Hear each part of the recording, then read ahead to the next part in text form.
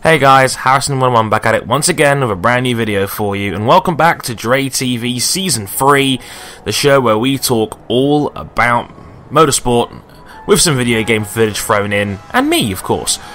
We're going back to MotoGP this episode, and something I didn't mention from the Qatar race review, because I felt like it warranted its own video after the story developed a little bit more. So I know people are asking, why didn't you talk about Pedrosa in the race review, and there's a good reason for that, and I'm going to be talking about it now in this video instead. And yeah, the biggest piece of news to take away from Qatar, besides Ducati's momentous comeback, was that Dani Pedrosa has got a arm pump issue, and quite a severe one it seems. He was speaking about it. It broke through about 10-11 o'clock last night, basically, after the Qatar Grand Prix finished, and Pedrosa was talking in a press conference after the race had finished, and he basically came out and said that, yeah, I have a severe arm pump problem. I've had it for over a year now. I've been riding through it. I was hoping to get it fixed through, alternative medicine through the 2014 off-season. I mean, it puts into perspective. I mean, Pedrosa wasn't that great in 2014, and maybe now this is part of the reason why he wasn't so good, because he was fighting an arm pump issue all season long, and he says he's got to have surgery on it again to hope it eases the pressure on it. Now, for those guys that don't know what arm pump is and the surgery that's required, Ryan King did a really good job of explaining this to me during the last Motorsport 101 podcast we did. Link for it is in the description. But he was talking about that, and essentially, it's in your forearm, and in your forearm, you have your muscle in your forearm. Like, think of it like a sausage. I know we're all mature folk around here, we're not going to make any sausage jokes around it, but essentially your muscle is flexible in your forearm, obviously, to a certain extent. And your muscle is surrounded by a casing, and the problem with that is that the casing does not flex. So as a result, through constant use of your arms, it builds up pressure in the casing around your muscle, and obviously this can cause quite heavy amounts of pain. And you can have surgery to ease it. You can ease some of the pressure and take it away, but the problem with that, according to King, is that apparently it can come back quicker if you have surgery on it, and there's obviously a risk regarding that, and basically, the more surgery you do in it, it might not actually work second or third time around. And Pedrosa essentially said there was no alternative. I mean, here's this quote he came out with on Tuesday, I think it was. And I quote, "Obviously this isn't the news I wanted to be sharing with everyone. However, after speaking with some key doctors and medical professionals that I trust, they are all in agreement that this is the only option for me. We will have the surgery on Friday, today, so yeah, I think he's already had it by the time of this recording, and they will use a special technique to help close the wound to try and prevent this issue continuing to affect me. Let's hope it's a success. I want to thank all my fans for their support, but especially Honda, Repsol, Red Bull, and all our sponsors for their understanding in this matter."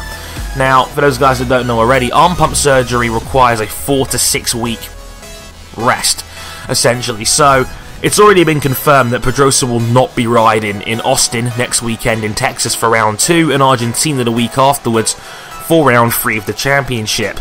Now, as soon as this news broke out, people were immediately talking about the possibility of replacements, which is always fun. Essentially, they were talking about who could fill in for that bike, temporarily at least, depending on how well Pedrosa's surgery goes, because he looks like he's going to miss at least, it's confirmed, he's already missing 2 rounds. He might miss Jerez as well 2 weeks after that. So he could miss 3 rounds, and that could be the end of his championship before it's even gotten started, really. But the names were interesting that were floating around. One name was Cal Crutchlow, and I'm going to shut down all the big stories about names in the course of this video. First up was Cal Crutchlow, because Cal Crutchlow's riding for the privateer satellite Honda machine for the CWMLCR team. And the reason why Cal Crutchlow would not be considered for this seat is because of his sponsorships. Cal Crutchlow is heavily sponsored by Monster, and obviously that's a big conflict of interest with Repsol Honda, which is heavily sponsored by Red Bull. So it just wouldn't be able to work, really. It's the same reason people were talking about Jonas Volga never really getting a chance at the top, because again, he's sponsored by Monster. Same with Tito Rabat, which my brother suggested as well. Oh, why not bring Rabat up for a couple of rounds?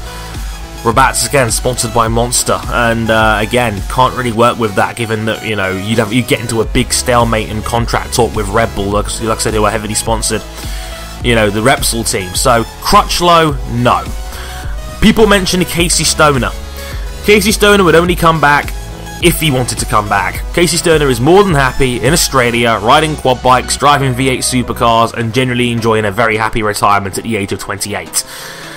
I don't think Casey's coming back anytime soon, and I don't think Casey has any desire to come back. He hasn't got a reason to come back. Casey Stoner's got nothing to prove to anybody, and I know it might feel like he's doing Honda a favour, but Casey is Casey. He doesn't care about bike racing anymore, and the reason he originally retired is because he didn't like the direction the sport was going in.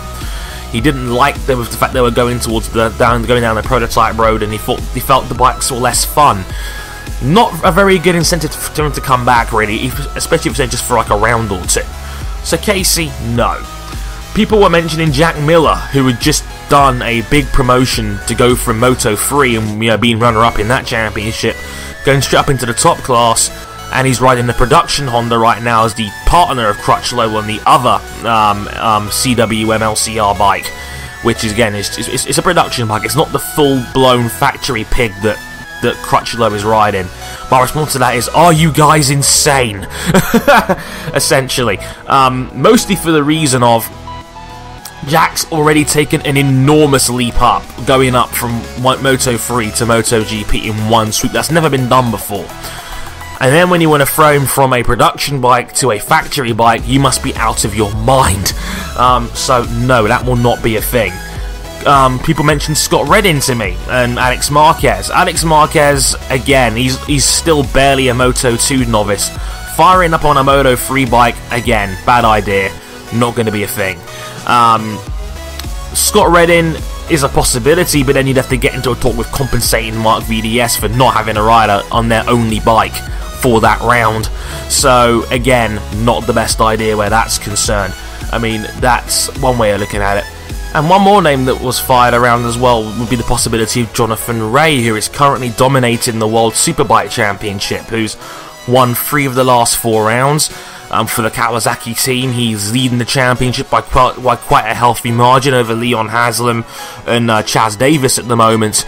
And obviously Jonathan Rea's long been affiliated with Honda for many, many years, and he's always had top flight level place in World Superbikes, just kind of been held back by Honda's limitations in terms of a production machine. So would Jonathan be able to step in? And Jonathan's done it before. He stepped in before for Repsol Honda. The problem is that there's a double clash. There's 2 World Superbike rounds during Kota and during Argentina. So that's a no-go, because Jonathan Rea can't do double duty, obviously. So there's clashes on the calendar where that's concerned. So unfortunately, Jonathan Rea can't fill in. So the only option really was Hiroshi Ayama, who you may remember from last year as being a rider for the Aspar team, alongside Nicky Hayden, and he's now Repsol Honda's official test rider. So Hiroshi Ayama's going to fill in for a couple of rounds, and hey, why not? If you're Hiroshi Ayama, what an opportunity! You get to basically put yourself in the shop window, with a once-in-a-lifetime opportunity to be able to ride the fastest bike in MotoGP for 2 rounds and see what happens. I mean, it may have worked for Leon Camier, for example, who rode a couple of rounds for Aspar last year and it might have been pretty impressive for the Aspar team that time around. So a big opportunity for Hiroshi Ayama where that's concerned. But on the whole, it's a sad situation, and I know many people are going to go down the should Dani retire road as well. I mean, Dani Pedrosa is 29. Pedrosa's done 10 years in the top class now. This is his 10th season with Repsol Honda, and he's a 3-time world champion in lower classes. And I feel bad for Dani, because I think many of his prime years were spent battling injuries, and he took such a long time to get over those nagging injury problems. And now he's finally had a clean bill of health for a little while. He's still struggling, and he's obviously, I've always said Pedrosa's probably the best rider to have never won a top flight championship. He's won 26 top flight Grand Prix. That's why he had the big 26 t-shirt campaign he had going on for him. At Brno, the only race he won last year, which was his worst in terms of win rate in a MotoGP season since he got to the top. And maybe it's time for Dani to think about hanging it up. I mean, you look at the field around you. You've got Lorenzo, you've got Valentino Rossi, you've got Marc Marquez, who's an absolute freak talent, which, you know, we haven't seen for many, many years.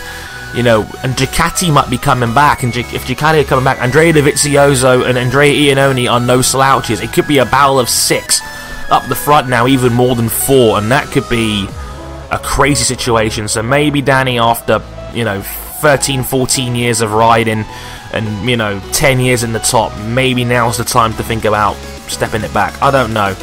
Let me know what you guys think, as always, about Pedrosa's arm pump. Obviously, I'm wishing Pedrosa the very best. We need him back on the grid. He's a fan favourite. The fans love him. He's a very, very nice chap.